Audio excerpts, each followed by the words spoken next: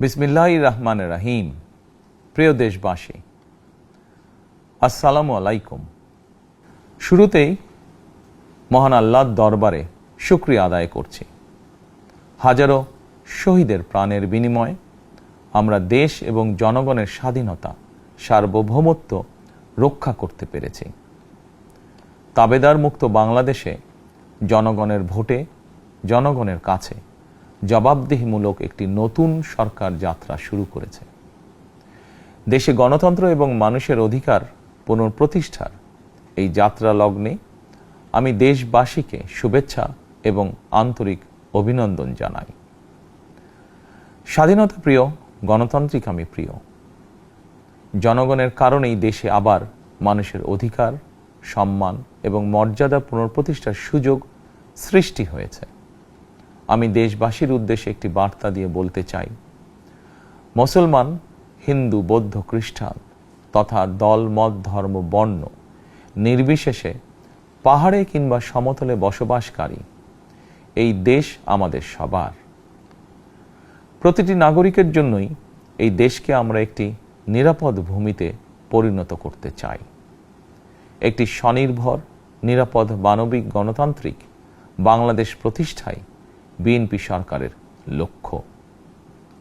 প্রিয় দেশবাসী, ফ্যাসিবাদের সময়কালে দুর্নীতি, দুঃশাসনে পর্যুদস্ত একটি ভঙ্গুর অর্থনীতি, দুর্বল শাসন কাঠামো আর অবনতিশীল আইন শৃঙ্খলা পরিস্থিতির মধ্য দিয়ে নতুন সরকার যাত্রা শুরু করেছে।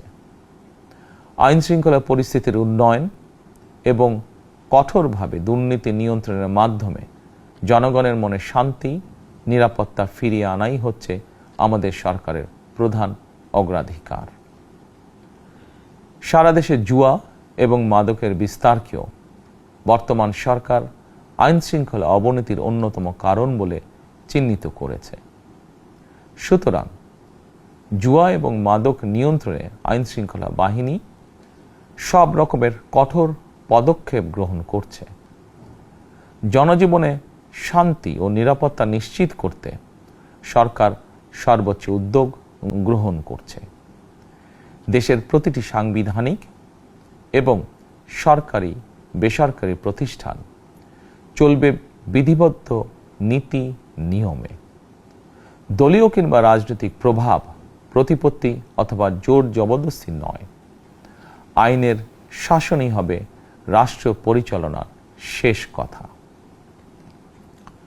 প্রিয় দেশবাসী, আগামীকাল থেকে সারা দেশে শুরু হতে যাচ্ছে পবিত্র মাহে রমাদান। আমি দেশবাসীকে পবিত্র মাহে রমাদানের শুভেচ্ছা জানাই। রমাদান আত্মশুদ্ধির মাস। আমরা যদি আত্মশুদ্ধি শব্দটির মর্মার্থ উপলব্ধি করি, তাহলে এই মাসে মানুষের ভোগান্তি বাড়ার কথা নয়। যদিও আমাদের অনেকের মধ্যেই এই মাসটিকে ঘিরে ব্যবসায় অধিক মুনাফা লাভের প্রবণতা লক্ষণীয়। আপনাদের প্রতি আমার বিনীত আহ্বান, রমাদানের পবিত্রতা রক্ষার্থে এই মাসটিকে আপনারা ব্যবসা মুনাফা লাভের মাস হিসাবে পরিগণিত করবেন না। দ্রব্যমূল্য যাতে সাধারণ মানুষের নাগালের বাইরে না যায়, এ ব্যাপারে ব্যবসায়ীরা দয়া করে সতর্ক থাকবেন। হাজারো প্রাণের বিনিময়ে একটি মাফিয়া সিন্ডিকেটের পতন ঘটিয়ে রাষ্ট্র এবং সরকারের জনগণের অধিকার প্রতিষ্ঠার অঙ্গীকার নিয়েই আমরা রাষ্ট্র পরিচালনার দায়িত্ব গ্রহণ করেছি। বিএনপি সরকার সকল ক্ষেত্রেই অনাচার, অনিয়মের সকল সিন্ডিকেট ভেঙে দিতে বদ্ধপরিকর ইনশাআল্লাহ। ক্ষুদ্র, মাঝারি কিংবা ছোট বড় সকল ব্যবসায়ীদের প্রতি বর্তমান সরকারের দৃষ্টিভঙ্গি সহজ এবং স্পষ্ট। বর্তমান সরকার ব্যবসায়ী এবং ক্রেতা সাধারণ উভয় স্বার্থ রক্ষা করেই প্রয়োজনীয় পদক্ষেপ গ্রহণ করতে চায়। সুতরাং সরকারের পক্ষ থেকে কী ধরনের উদ্যোগ গ্রহণ করলে বাজার পরিস্থিতি নিয়ন্ত্রণে থাকবে কিংবা ক্রেতা বিক্রেতা উভয়েরই স্বার্থ রক্ষা হবে, এ ব্যাপারে আপনাদের যে কোনো ধরনের পরামর্শ কিংবা অভিযোগ শুনতে সরকার প্রস্তুত। ক্রেতা বিক্রেতা গ্রহীতা, এই সরকার সকলেরই সরকার। এই সরকার আপনাদেরই সরকার। আপনারাই ভোটের মাধ্যমে এই সরকারকে রাষ্ট্র পরিচালনার দায়িত্ব দিয়েছেন। আপনারাই এই সরকারের শক্তি। প্রিয় দেশবাসী, পবিত্র রমাদান মাসে রোজাদারগণ বিশেষ করে ইফতার, তারাবি, সেহরি এই সময়গুলোতে নিরবিচ্ছিন্নভাবে গ্যাস, পানি ও বিদ্যুৎ সরবরাহ পেতে চান। এই বিষয়টি নিশ্চিত করতে এরই মধ্যে আমি সংশ্লিষ্ট কর্তৃপক্ষকে নির্দেশনা দিয়েছি। অপচয় রোধ করে কৃচ্ছতা সাধন প্রতিটি মুসলমানের ঈমানি দায়িত্ব। অফিস আদালতে বিনা প্রয়োজনে কিংবা প্রয়োজনের অতিরিক্ত গ্যাস, বিদ্যুৎ, পানি খরচের ব্যাপারে সচেতনতা অবলম্বন করাও ইবাদতেরই অংশ বলেই আমি মনে করি। দেশের সকল সরকারি বেসরকারি কর্মকর্তা কর্মচারী এবং জনসাধারণের প্রতি কৃচ্ছতা সাধনের আহ্বান জানানোর আগে আমি সরকারের মন্ত্রী এবং বিএনপি সংসদ সদস্যদেরকে দিয়েই একটি দৃষ্টান্ত স্থাপন করতে চেয়েছি। বিএনপির সংসদীয় দলের প্রথম সভাতেই আমরা সিদ্ধান্ত নিয়েছি, বিএনপি থেকে নির্বাচিত কোনো সংসদ সদস্য সরকারি সুবিধা নিয়ে ট্যাক্স ফ্রি গাড়ি আমদানি করবেন না এবং প্লট সুবিধাও নেবেন না। আমি আপনাদের সামনে বলেছিলাম, রাষ্ট্র পরিচালনার সুযোগ পেলে বিএনপি সরকার মহানবীর ন্যায়পরায়ণতার আদর্শ অনুসরণ করবে। আমি মনে করি বিএনপির সংসদীয় দলের এই সিদ্ধান্ত ন্যায়পরায়ণতার আদর্শেরই একটি অন্যতম প্রতিফলন। প্রিয় দেশবাসী, বিভাগীয় শহরগুলিতে বিশেষ করে রাজধানী ঢাকায় যানজট অত্যন্ত নিয়ন্ত্রণহীন। হাটে মাঠে ঘাটে, অফিস আদালতে জনগণের ভোগান্তির শেষ নেই। জনজীবনের নানা ক্ষেত্রে জনদুর্ভোগ লাঘব করা না গেলে জনমনে স্বস্তিও ফিরবে না। রাজধানীতে জনসংখ্যার চাপ কমাতে বিকল্প ব্যবস্থা গ্রহণ করা জরুরি হয়ে পড়েছে। মানুষ তার নিজ জেলায় কিংবা নিজের বাসা বাড়িতে থেকেও যাতে সহজভাবে সঠিক সময়ে অফিস, আদালত, ব্যবসা বাণিজ্য করতে পারেন, সেই লক্ষ্যকে সামনে রেখেই সারা দেশে রেল যোগাযোগ ব্যবস্থা ঢেলে সাজানোর উদ্যোগ নেওয়া হচ্ছে। এই পরিকল্পনার অংশ হিসাবে প্রথমেই রেল, নৌ, সড়ক এবং সেতু মন্ত্রণালয়ের কার্যক্রম পুনর্বিন্যাস ও সমন্বয় করা হচ্ছে। আমরা মনে করি সারা দেশে রেল যোগাযোগ ব্যবস্থার সহজ, সুলভ এবং নিরাপদ করা গেলে একদিকে যেমন জনগণের শহর কেন্দ্রিক বা নগর কেন্দ্রিক নির্ভরতা কমবে, অপরদিকে পরিবেশেরও উন্নতি হবে। প্রিয় দেশবাসী, আমাদের চারপাশে সমস্যার শেষ নেই, তবে সমস্যার পাশাপাশি সম্ভাবনাও কিন্তু কম নয়।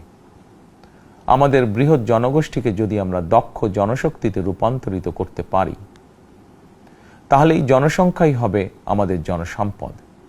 আমরা নিজেদেরকে দক্ষ করে গড়ে তুলতে পারলে শুধু বাংলাদেশই নয়, বিশ্ব বাজারও আমাদের জন্য উন্মুক্ত। তথ্য প্রযুক্তির সিঁড়ি বেয়ে বিশ্ব এখন কৃত্রিম বুদ্ধিমত্তার যুগে প্রবেশ করেছে। প্রযুক্তির এই প্রতিযোগিতামূলক বিশ্বে সম্মান এবং স্বচ্ছতার সঙ্গে টিকে থাকতে হলে আমাদেরকে কোনো না কোনো একটি বিষয় বা কাজে পারদর্শী হতে হবে।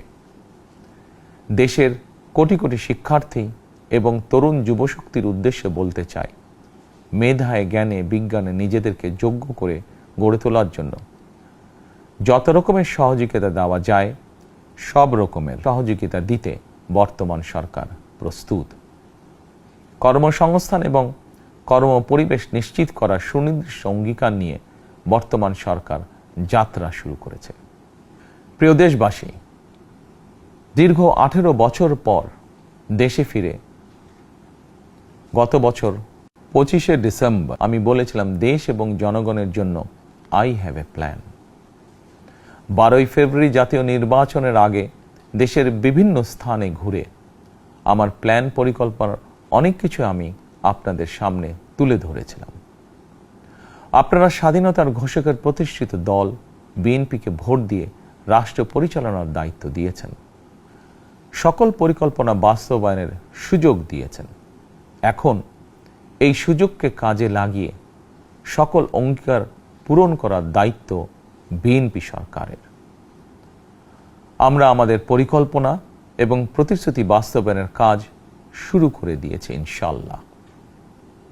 অঙ্গীকার পূরণের এই যাত্রাপথে আমরা ভবিষ্যতের দিনগুলোতেও আপনাদের অব্যাহত সমর্থন প্রত্যাশা করি। প্রিয় দেশবাসী, সরকার প্রধান হিসাবে আমি দেশবাসীর উদ্দেশ্যে একটি বিষয়ে প্রতি দৃষ্টি আকর্ষণ করে বলতে চাই।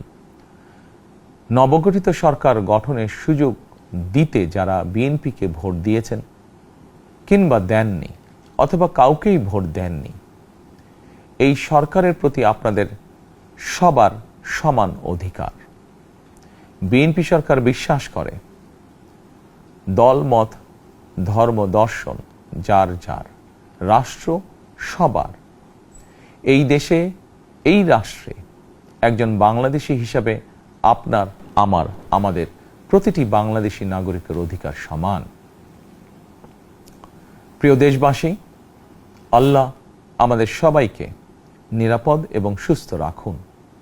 আল্লাহ আমাদের সকলকে ইতিবাচক পরিকল্পনাগুলো বাস্তবায়নের তৌফিক দিন।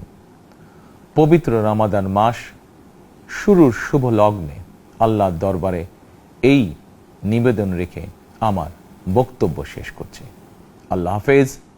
বাংলাদেশ জিন্দাবাদ।